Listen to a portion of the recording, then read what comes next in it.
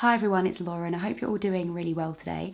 I'm going to be recommending in this video as many books by Black authors as I possibly can. We've got a mixture of fiction and not fiction, and of course, as always, all of them are going to be linked in the description box below if you would like to check them out for yourself, which I of course heartily recommend that you do. This list is not going to be anywhere near exhaustive, so I would really love if you have a book that you would like to recommend for you to leave a comment below, so that hopefully we can build upon this list and eventually create a bit more of a resource if anybody would like some fantastic book recommendations. I think it's important for each of us to do what we can, and what I can do is recommend books. That's what this channel is about.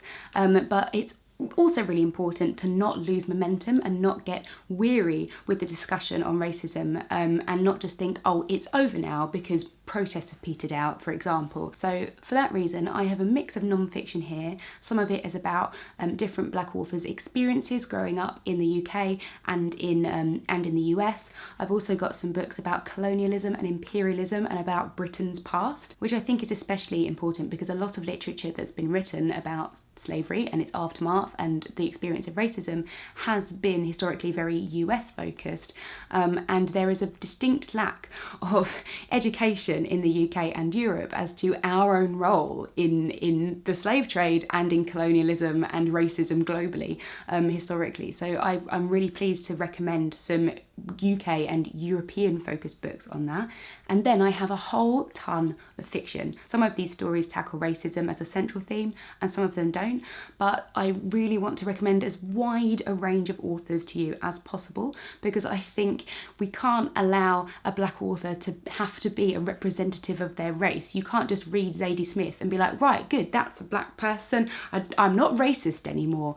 Like, Black people, brown people, all different races should be allowed to exist as their own person and tell their own story. That story doesn't have to be representative of the Black experience, for example.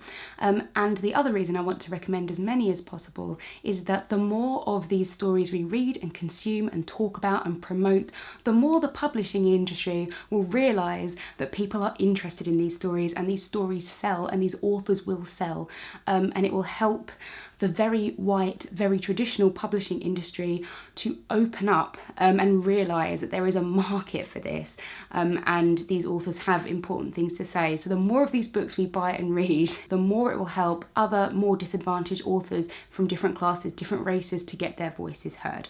So we'll start with non-fiction. We'll start with the work and we'll get the fiction as the treat afterwards. So the first book I have here is They Can't Kill Us All by Wesley Lowery, which is the story of the Black Lives Matter movement and how it grew from the protests in Ferguson after the death of Michael Brown into more of a hashtag and a global movement. And Wesley Lowery was a reporter who was meeting a lot of activists and protesters and the families of different Black people who'd been killed by police at the time. And this is really fascinating to see how the global conversation and understanding of these issues has changed. One of the best books I think you can read on racism in the UK, especially as a white person, is Why I'm No Longer Talking to White People About Race by Reni Eddo-Lodge.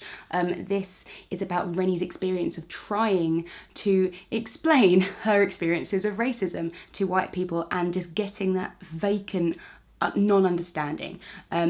This is great because it's so UK focused, and it talks about how over here we have this idea that we're not a racist country. She gives a bit of a potted history on racism and like various civil rights movements that happened in the UK, and she also generally talks about her life now and racism she's experienced, even from like feminist circles and people who claim to be helping more disadvantaged groups but still not kind of accepting racism as an issue. It's fantastically written and really confronting. In a similar vein is British by Afua Hirsch, which looks at her own struggle with identity as the child of a Ghanaian mother, a white Jewish father, and growing up mixed race in a very affluent part of London, Wimbledon, and often being the only Black person, mixed race person in her school, in her community, and how she really struggles with finding an identity because she doesn't feel like accepted in the UK, but when she goes to Ghana or when she goes to Africa, she doesn't feel African either because she's grown up in the UK.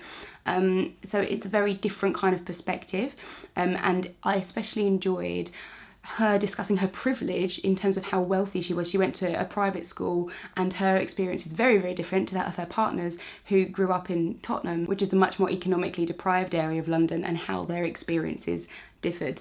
Black and British by David Olusoga is a book that I have not yet read, but he is very interesting when I've seen him talk about race and Britain's history with race. This book looks at how history in Britain has been completely whitewashed in a way that you would assume that black people didn't exist in this country at all until the 60s. And this project is him looking at these different black people who lived in the UK and thrived in the UK over the centuries, and he's bringing those stories out of obscurity and back into the narrative that we tell ourselves about our country. Afropean by Johnny Pitts recently won the Jalak Prize, and I have downloaded this on my Kindle. I haven't read it yet, but this explores the relationship in Europe with blackness and its relationship with Africa and colonialism. And I'm very interested to read this because a lot of other books that I've read have been either the US or UK focused, and I think this is looking at a wider relationship across Western Europe. Natives by Akala was one of my favourite books I read last year. I thought it was fantastic. I listened to the audiobook and Akala himself narrates it, so I would really recommend listening to this on audio if that's something that you tend to do.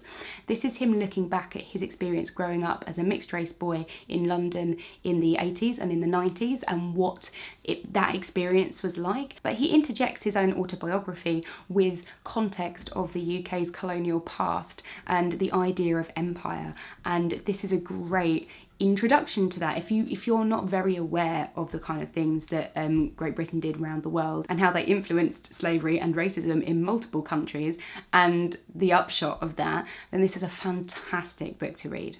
I'm cheating a little bit because I have two books here which were not written by black authors, but they further explore that idea of empire and looking outside the European US historical narrative, and I think they are valuable for that. So the first one is From the Ruins of Empire by Pankaj Mishra, which looks at the industrial period, which was a time of prosperity and progress in the West, but was experienced as a disaster in Asia. And he's looking at the ramifications and how India, Pakistan, China, etc. rebuilt themselves after that period. And the second book is another I haven't read yet but have downloaded, which is Inglorious Empire by Shashi Tharoor. And this was a book which came out as the result of my friend Kate trying to find a book on empire that was not written by a white man. And this was the only one she could find. So I thought, oh brilliant, I'll download it as well and we can read it. And this is what the British did in India. And I really want to understand this from someone who is not British's point of view. It's very, very difficult to find the right kind of history books, I think, at the moment, because so many middle-class white men have been the gatekeepers of history for a very long time. So trying to find a book which gives you a more objective picture really is a struggle, I think. At the moment, hopefully it will not be in the future, but I'm very, very interested to read this one. Audre Lorde is an absolutely beautiful writer, and she writes a lot about her experience as being black and being gay in New York in like the 50s, I think. I have read her memoir, Zami, which is astoundingly beautifully written. She's also written lots of essays and poetry. Your Silence Will Not Protect You is a collection of these. I think there might also be interviews with her as well in this book, and I have not read this yet. But she's written some amazing things, and I'd highly recommend checking her out. Someone else I would recommend, who I do not have a physical copy of their book with me, is Bell Hooks, who writes a lot about being black and feminism and how those two things do not easily intertwine. And I have not read this yet, but what I would really like to read is Ain't I a Woman, which of course takes its name from the famous speech by Sojourner Weaver. And I have heard a lot of excellent things about this, but especially if you're interested in how those two ideas intersect, I would highly recommend her. James Baldwin is another amazing thinker who also has written fiction. I've read The Fire Next Time by him, which is looking at the experience of a black man in America. It's written as a form of two letters. One of them is a letter to his nephew on, I think it's 100 years after emancipation, and how times have not really changed. And the other letter is really a look at Malcolm X and the Nation of Islam, which I found very interesting because I didn't know very much about Malcolm X. I don't think we learn about him this side of the pond as much as we do, say, Martin Luther King. So I really loved this. I thought it was fabulously written. And also another book I would recommend is Giovanni's Room, and it's about, I think it's an American man who is engaged to be married but comes to Paris and starts up a relationship with another man, and it's all about kind of the gay scene in Paris during that time, and I would really recommend that as well. Now, moving on to fiction, I would like to sidestep slightly and move into poetry and recommend Don't Call Us Dead by Danez Smith, which is an amazing collection exploring police brutality and all of the black boys getting killed, like the brutality against the black body, and also Danez's experience of being gay, being black, being HIV positive. There is a lot of love and pain wrapped up in these poems. It's absolutely extraordinary, and I haven't read their new collection Homie, but I have that on order because I would really like to read that as well. I don't read a lot of poetry, so I don't feel fully equipped to really recommend lots of poetry books to you, but this one I just couldn't ignore. Toni Morrison, of course, is one of those must-read authors. Her works are very lyrical. Some of them can be quite abstract. These are the three that I have read. I started with The Bluest Eye, which I actually think is a great introduction to her, which is about a number of people, but one of them being a little girl who feels so ugly because she doesn't have blue eyes, and that blonde hair, blue eyes ideal being the one metric of beauty. Sula and Beloved both deal with the generational pain in the shadow of slavery. Beloved quite explicitly because it is about a woman who has been a slave, she's a freed slave, and Sula is more like about a town which has so much like historical generational pain that the people themselves are starting to become almost like hysterical. It really reminded me of 100 Years of Solitude, where it's not quite magical realism exactly, but it's like just these slightly out of the ordinary things that are happening which people are just accepting in this town, and it is just trauma, really, like them recovering from the trauma. Beloved is quite obviously abstract in that it's about a woman whose baby daughter who died arrives back at her house as a woman, and she just takes her into her life, and it's just got so many themes. Like, it's dripping with love and anger and pain, the pain of like slavery and racism and like those kind of traumas, but also the womanhood and mothers and daughters, and it is extraordinary. Their Eyes Were Watching God by Zora Neale Hurston is another of those like classic books,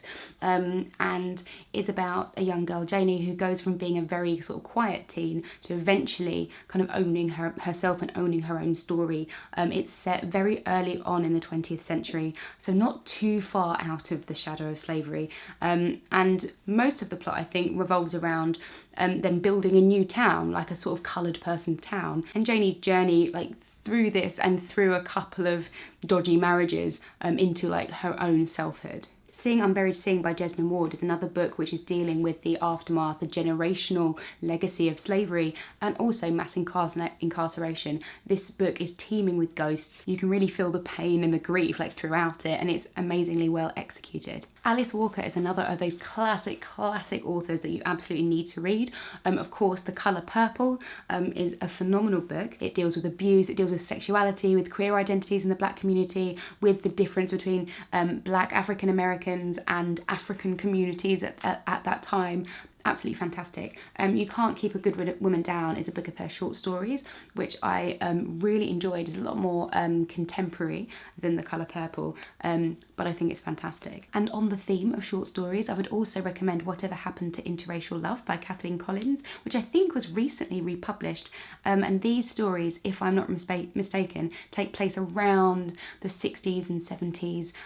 So it's really kind of on the forefront of this new period where people believe that there would be post-racial, although of course that did not turn out to be the case. But I loved those stories, really excellently written. A more modern take on that theme is Heads of the Coloured People by Nafissa Thompson Spires, which is another fantastic collection. What I really enjoyed about this story is all of the characters are so distinct and unique and separate, and they are dealing with racism, they're dealing with their culture, they're dealing with lots of different stresses in their lives, and they're dealing with police brutality, but you know, they're dealing with lots of things. They are just themselves.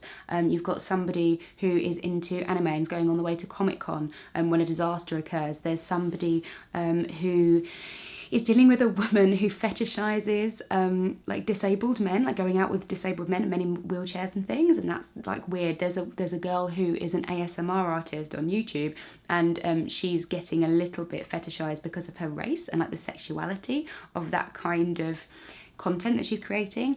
It's fabulous. It uses lots of different narrative styles and it blends together absolutely seamlessly. Kindred by Octavia E. Butler was one of my favourite books that I read last year, and it's a really interesting blend of historical fiction and sci-fi elements. We follow Dana, who is a black woman living in 1970s USA, and she periodically gets transported back to slave era Maryland, where she realises she is going back in time in order to protect the life of this young white boy, Rufus, who is the son of a plantation owner. And what she discovers after a little bit of investigation is that Rufus is actually one of her ancestors. So she has to protect him, because if she doesn't, she will cease to exist. It's one of those amazing things which is such like a high concept, and yet you just go with it because the characters go with it. The characters don't ever question, why am I travelling back in time? Because they can't. They've just got to get on with like dealing with all of these issues that are arising.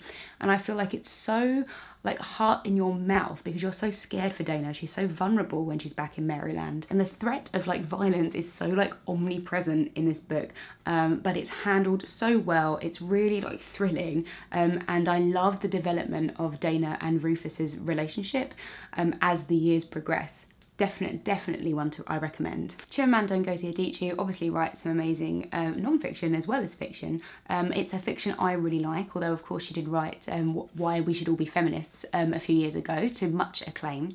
And she writes a lot about Nigerian society, but also about the experience as an immigrant, going from being just a Nigerian person to suddenly, when she moved to the US, being black. One of the best books I think is a really great starter to her work is The Thing Around Your Neck, which is a collection of short stories, all really about that kind of expat experience and the differences between like African cultures and the US.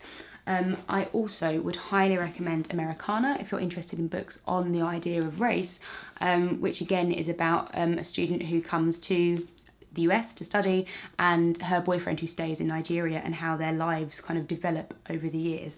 But she's also written Half of a Yellow Sun, which is about the Biafran War in Nigeria, which I love. I really enjoy that. So I just recommend you checking out any of her work, really. Stay With Me by Ayobami Adebayo was another of my favourite books from a couple of years ago. It was shortlisted for the Women's Prize for Fiction. It should have won the Women's Prize for Fiction, but you know, I'm over it. It's such an interestingly crafted book, which doesn't take you down the avenues you think it's going to take you. It's about a Nigerian couple who are unable to have a baby, so the husband's family persuade him to take a second wife so that he can have children, essentially.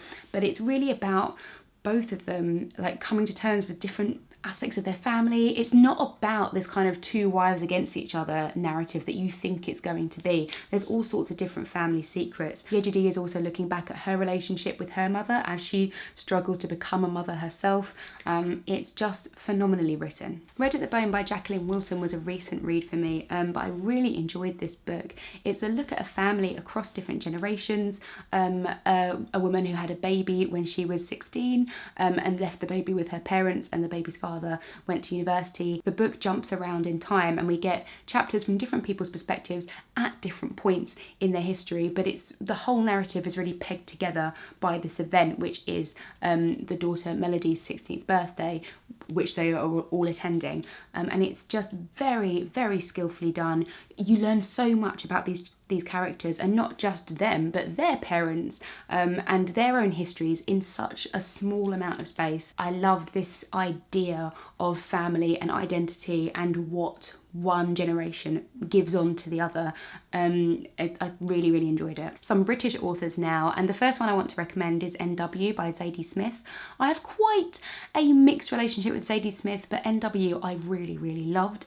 It's about a couple of different people growing up in northwest London, and you see different characters and how they changed from childhood into adulthood, and it's about race and class and how that intersects in London. You get the idea of the successful black woman who can never be as successful because she still is black in the eyes of many people. There's her white friend who is very much part of that culture but is of a very much lower class. I think it's a great look at all these different of how race and class specifically into sex in London, which I think is a really, really key aspect. Very recently I read Black Flamingo by Dean Atta, which I absolutely loved. This is a middle grade book and it's about Michael, who is a young boy, he's a mixed race boy growing up in London, and we follow him as he grows up, dealing with and trying to understand his identity as mixed race, and also with his sister who has a different dad, and you know what makes them who they are, what makes them a family, and also how he handles being gay through his teenage years as opposed to when he gets to university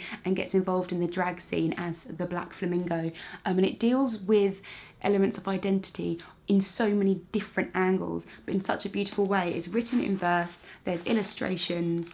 It's one of those books which is written for children, probably young teens to be honest, but it feels so truthful. It doesn't feel like it's talking down to anyone. It feels really honest and open, and I read it in a day and I gave it 5 stars. Queenie by Candice Carty-Williams was one of my favourite books from last year. This is just the dust jacket because my friend is currently borrowed the hardcover. We haven't been able to see each other to exchange back.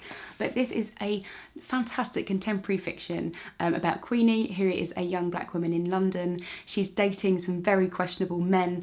She's just come out of a relationship where her boyfriend was kind of gaslighting her really on issues of race. She only dates white men for reasons which become clear later on in the novel. And what is fantastic about this book is it does deal with race, because Queenie is, you know, fetishized by a lot of white men when she's dating some very dodgy men that are in her life. And she experiences racism, but also she's just getting on with her life, and it's an aspect to her. It's not the only thing that defines her. She's got an interesting history with her mum. She lives with her grandparents, who are like Jamaican grandparents, and it's just so fully developed. I loved all the characters in here. I loved her friendships. She has friends for different reasons, and her friends don't necessarily get on with each other, and I thought that's quite realistic, really. For a young kind of 20-something in London, and it made me absolutely howl with laughter. Helen Oyeyemi is a writer who weaves a lot of like fantasy and fairy tales into her writing, which I really enjoyed. Mr. Fox, I think, was the first book I read by hers, which is very it's just very interesting. It just weaves like the idea of characters into reality. Her short story collection, What Is Not Yours Is Not Yours, I also really enjoyed. Follows lots of different characters. And I also have a copy of Gingerbread, which this is a proof, and it says March 2019 up there, so I haven't read this yet. But again, this is like a retelling of the Hansel and Gretel fairy tale, and I really enjoy what she does playing around with those kind of themes. So if you like fairy tale retellings, she is a great shout. Trumpet by Jackie Kay is a book I've recently read, but I very much enjoyed. This is about the jazz trumpet player, Joss Moody, who dies, and after his death it's discovered that he was actually a trans man, or as it says in this book, a woman living as a man, and nobody knew, of course, other than his wife. Even their son didn't know, and it's about the fallout after his death of the press discovering this. This book is set and was probably written actually in like 1997, 1998, so it's really interesting to see how the narratives on like transgender issues and stuff in the media were being handled at that time, because I really recognised it. Like, people love a pervert or a scandal, like weird people doing weird sexual things, and it's really interesting contrasting that angle with his wife Millie, who just loved him and never really thought anything of it, and the other people in his life. It's a lot of it is about his son coming to terms with it, but also as Joss is mixed race and their son that they adopted is mixed race as well, it has just such a wonderful look at the idea of identity and if it matters who our fathers are, and the fact that really when Joss and Millicent were married, it was the fact that they were white and black was more of an issue than the fact that Joss was transgender. It's very, very interesting look at all of these ideas, and very like beautifully and mournfully written. And finally, I have ended with an absolute stonker. Well done for getting this far, if you have made it, and that is Girl, Woman, Other by Bernardine Evaristo. This is the only Bernardine Evaristo I have read. I will absolutely be checking out all the rest of her work now. This is a fabulous book about, I think it's 12 women who are mostly black, not all of them are black, not all of them identify as women, and they are from all sorts of different backgrounds. A lot of them are interconnected, which is fascinating and just fabulous to see when it comes together. I love when writing like this just works so seamlessly, and we jump through lots of different time periods. There'd be people who came with like the Windrush generation to the UK, people who are older. A lot of the women in this book, there are like 40s, 50s, 60s, which I love like hearing a voice of an older woman, because I just feel like you don't get that very often in media and in literature. So it's fantastic, and I love seeing how you know, mothers and daughters interact, and how daughters have different ideas on race and identity than their mothers did. And it's just astoundingly written. I really enjoyed it. I think anyone would, really. I couldn't recommend it highly enough. So that's it for this video. As I said, I would love for you to add to this list if there's any book that you would recommend. I really encourage you to give us some more recommendations in the comments below. If you like this video, please consider subscribing if you're new. You can watch me reading some of these books last weekend in my most recent reading vlog, and you can get up to the minute thoughts as I'm reading the books. I also did a reasonably similar video a few weeks ago, which was recommending my top 20 books to get lost in. Thanks again for watching, and I'll see you in my next video. Bye!